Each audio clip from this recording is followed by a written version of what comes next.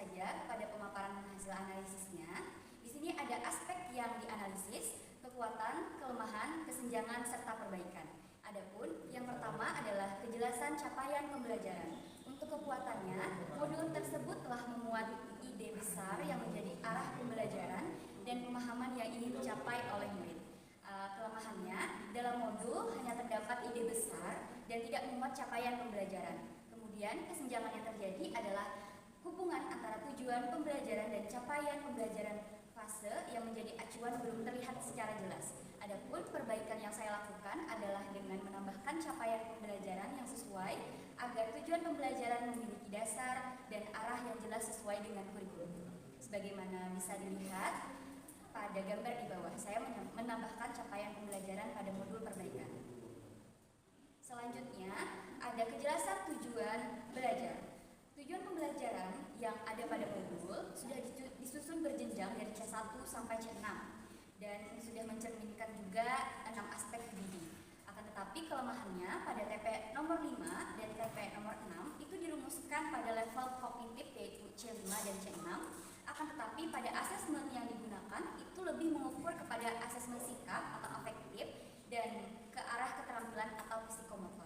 Adapun kesenjangan yang terjadi itu terdapat ketidaksesuaian antara level TP yang digunakan dengan bentuk asesmen yang digunakan.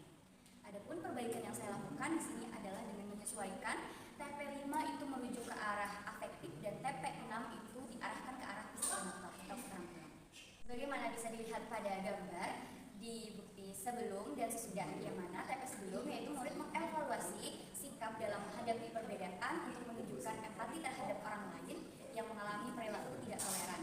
Adapun setelah perbaikannya, saya arahkan ke arah afektif menggunakan A3 dengan dididinya empati yang berbunyi murid mampu menunjukkan sikap saling menghargai, menghormati, dan kerjasama dalam keberagaman budaya dan agama untuk memahami perasaan sesama teman yang berbeda latar belakang secara tulus melalui diskusi kelompok dan pengerjaan LKK.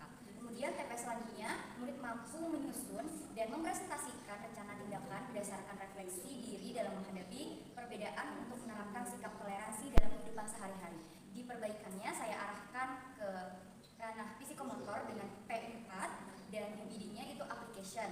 Murid mampu mengembangkan poster tentang toleransi dalam keberagaman budaya dan agama untuk menerapkan tindakan saling menghargai dan menghormati dalam menjaga perdamaian di lingkungan sekitar secara kreatif dan jelas. Selanjutnya ada kejelasan tujuan pembelajaran juga. Nah, di sini tujuan pembelajaran telah disusun secara berjenjang, namun kelemahannya tujuan pembelajaran itu belum mencantumkan level taksonomi Bloom dan aspek pemahaman bijinya secara jelas. Adapun kesenjangan yang terjadi di sini adalah hubungan antara tujuan pembelajaran, level berpikir, dan juga aspek pemahaman bijinya itu belum terlihat secara jelas. Adapun perbaikan yang saya lakukan adalah dengan menuliskan level taksonomi Bloom dan aspek pemahaman biji yang sesuai pada modul. Adapun bisa dilihat pada gambar di sini ada TP sebelum itu belum mencantumkan level taksonomi Bloomnya dan juga belum memberikan ciri pada KKO dan juga aspek biji yang dipakai. Nah, pada TP sudah mencantumkan level taksonomi Bloomnya, misalnya pada tujuan yang pertama yaitu C1 itu menggunakan KKO mengidentifikasi, kemudian UBD-nya itu menggunakan menjelaskan. Bunyinya murid mampu mengidentifikasi berbagai bentuk perbedaan agama dan budaya dalam kehidupan sehari-hari untuk menjelaskan pentingnya sikap toleransi.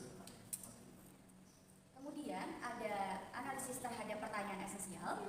Pada modul itu sudah memuat pertanyaan esensial yang mencerminkan aspek pemahaman diri. Namun kelemahannya pertanyaan esensial yang disajikan itu berjumlah 6 buah dan belum digunakan dalam langkah pembelajaran. Kemudian kesenjangan yang terjadi adalah banyaknya pertanyaan esensial yang berpotensi mengurangi fokus pembelajaran serta belum berfungsi sebagai benang merah yang menghubungkan keseluruhan proses pembelajaran. Adapun perbaikan yang saya lakukan di sini adalah dengan menyederhanakan pertanyaan esensial yang tadinya ada 6 menjadi 3 pertanyaan utama yang mewakili tujuan pembelajaran yang digunakan sebagai benang merah selama proses pembelajaran. Sebagaimana dilihat pada gambar, ada sebelum perbaikan pertanyaan esensialnya ada 6 buah pertanyaan, lalu bagaimana kita dapat mengenali berbagai bentuk perbedaan, apa makna sikap toleransi, bagaimana cara menerapkan sikap toleransi, kemudian juga mengapa penting melihat suatu perbedaan, kemudian bagaimana perasaan seseorang yang diperlakukan secara tidak toleran, kemudian yang terakhir bagaimana kita dapat menyusun tindakan yang tepat berdasarkan refleksi diri. Nah, saya persingkat menjadi 3 pertanyaan yang mewakili. Yang pertama itu, mengapa kita perlu menghargai menghargai perbedaan agama dan budaya di sekitar kita, kemudian bagaimana cara menerapkan sikap toleransi dalam kehidupan sehari-hari, kemudian juga bagaimana sikap menghargai dan dapat menciptakan kehidupan yang rukun dalam keberagaman. Kemudian ada keterpaduan asesmen dan tujuan pembelajaran. Asesmen yang digunakan telah mengukur sebagian besar tujuan pembelajaran melalui AKK, diskusi, refleksi diri, dan juga penilaian sikap. Akan tetapi kelemahannya terdapat rubrik penilaian afektif dan penilaian keterampilan atau psikomotor. Tapi pada tujuan pembelajarannya itu masih dirumuskan dengan level kognitif dari C1 sampai C6. Adapun kesenjangan yang terjadi, tentunya bentuk asesmen yang digunakan itu belum sepenuhnya selaras dengan rumusan tujuan pembelajaran. Perbaikan yang saya lakukan adalah menyesuaikan rumusan TP5 ke arah afektif dan TP6 ke arah psikomotor, dan juga diikuti dengan asesmen yang sesuai dengan perbaikan TP tersebut. Halnya dapat dilihat pada gambar. Untuk TP5, di sini TP sebelum murid mampu mengevaluasi.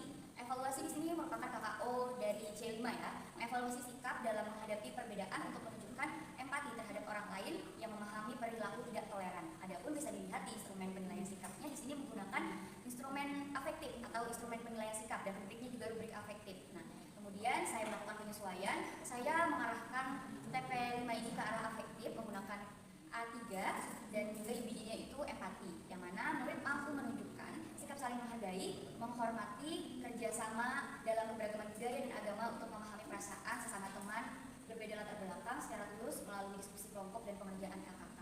Jadi saya arahkan ke A3 afektif, dan juga untuk rubriknya juga saya sesuaikan dengan tujuan pembelajaran yang sudah diperbaharui, yang mana untuk TP sebelum perbaikan itu aspek yang diteliti itu mengarah pada dimensi profil lulusan. Untuk yang sesudah itu saya sesuaikan dengan tujuan pembelajaran yang sudah diperbarui, yaitu menghargai pendapat teman saat diskusi kelompok, menghormati teman yang memiliki perbedaan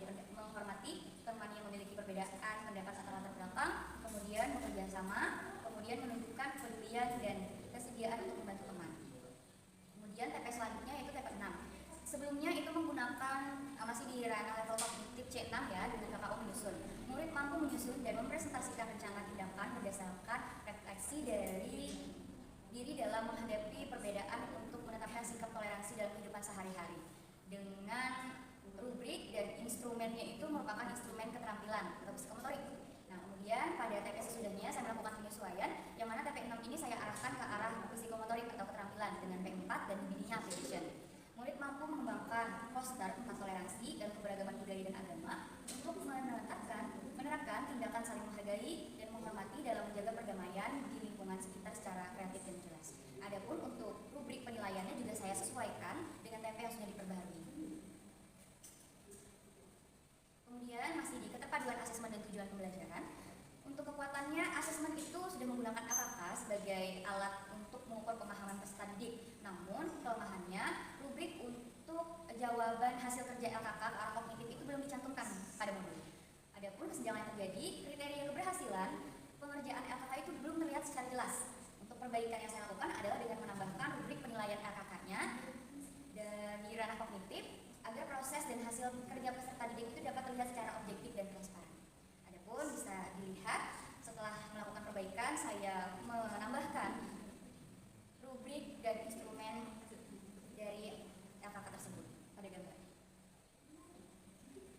Selanjutnya masih keterpaduan asesmen dengan tujuan.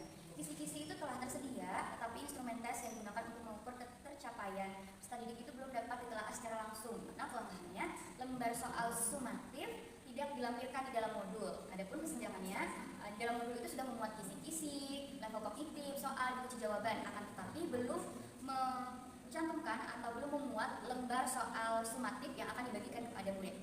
Adapun untuk perbaikannya, saya menambahkan lembar soal asesmen sumatif sesuai dengan soal yang sudah ada pada kisi-kisi dan juga modul. Sebagaimana bisa dilihat, saya menambahkan lembar soal asesmen sumatif pada modul yang sudah direvisi, modul terbaru. Kemudian di sini ada keterampilan abad 21, analisis terhadap keterampilan abad 21 untuk kekuatannya. Pembelajaran itu telah memfasilitasi keterampilan abad 21 atau 4C ya, terutama bagian berpikir kritis, komunikasi dan juga kolaborasi melalui kegiatan diskusi, analisis kasus dan juga presentasi. Akan tetapi kelemahannya, aspek kreativitas itu belum tergambar secara optimal dalam kegiatan pembelajaran. Kesenjangannya, peserta didik itu belum banyak diberi kesempatan untuk menghasilkan karya atau solusi yang lebih inovatif. Adapun perbaikan yang saya lakukan adalah dengan menambahkan kegiatan proyek berupa poster yang berkaitan dengan sikap toleransi. Sebagaimana bisa dilihat pada gambar, itu saya menambahkan kegiatan proyek poster pada akhir pengerjaan KKK. Poster toleransi berdasarkan hasil diskusi dan kesimpulan kelompokmu, buatlah sebuah poster yang berisi ajakan untuk menerapkan sikap toleransi dalam keberagaman agama dan budaya. Harus memuat pesan tentang toleransi, menggunakan bahasa yang mudah dipahami, kemudian juga sesuai dengan kehidupan sehari-hari dan menarik. Kemudian di sini ada relevansi rencana pembelajaran. Nah, relevansi rencana pembelajaran untuk kekuatannya, kegiatan pembelajaran itu sudah mengikuti alur PBL dengan masalah yang kontekstual, yang dekat dengan kehidupan murid, dan juga sudah deep learning. Untuk kelemahannya, pembelajaran itu hanya menggunakan satu studi kasus yang sama dari awal hingga akhir.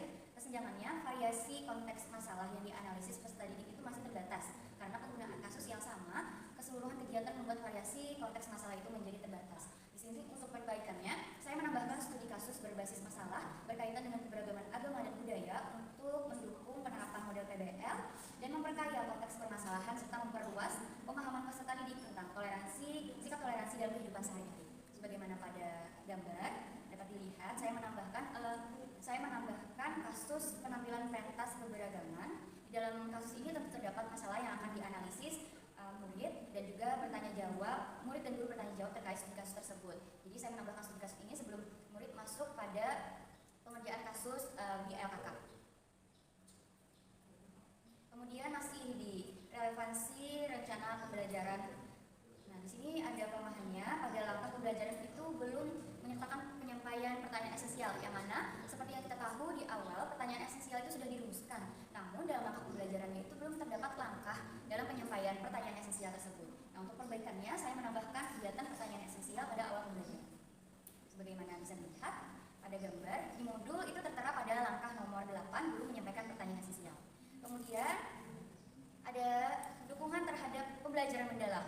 Nah, dukungan terhadap pembelajaran mendalam di sini ada mindful learning, meaningful learning, materi dan kasus yang digunakan sudah dekat dalam kehidupan sehari-hari peserta didik. Kemudian ada joyful learning, pembelajaran menggunakan diskusi kelompok dan juga pemecahan masalah, memungkinkan peserta didik itu terlibat aktif dan juga pembelajaran menjadi lebih menggembirakan. Adapun kelemahannya, mindfulnya belum terlihat secara jelas karena belum terdapat aktivitas refleksi mendalam yang mengarah pada peserta didik untuk menyadari pembelajaran yang sudah dilalui itu dalam kehidupannya sehari-hari.